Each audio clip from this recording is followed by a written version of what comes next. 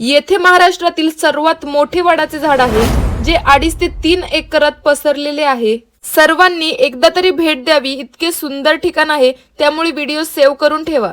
सह्याद्रीच्या कुशीत वसलेल्या अनेक गावांपैकी ऐतिहासिक वारसा लाभलेले एक गाव म्हणजे संगमनेर तालुक्यातील पेमगिरी। संगमनेर पासून 18 किलोमीटर अंतरावरती पेमगिरी गावामध्ये सुमारे 2 ते 3 शतकांपासून आपले अस्तित्व टिकून उभा राहिलेला महाराष्ट्राचा महावटवृक्ष शांत आणि निवांत परिसरात एखाद्या आजोबासारखा बसलेला आहे। या झाडाच्या पारंब्या फांद्या कोणीही तोडत नाही, कारण या जागेवर रामोशांनी जाकमत बाबा व जाखई यांच्या मूर्तीची स्थापना केली। पुढे झाडाचे दैवतीकरण झाले, त्यामुळे लोकांची श्रद्धा आहे, जर कोणी जाणीवपूर्वक या झाडाच्या फांद्या वगैरे तोडल्या तर जाकमत बाबा त्यांना चांगला धडा शिकवतात।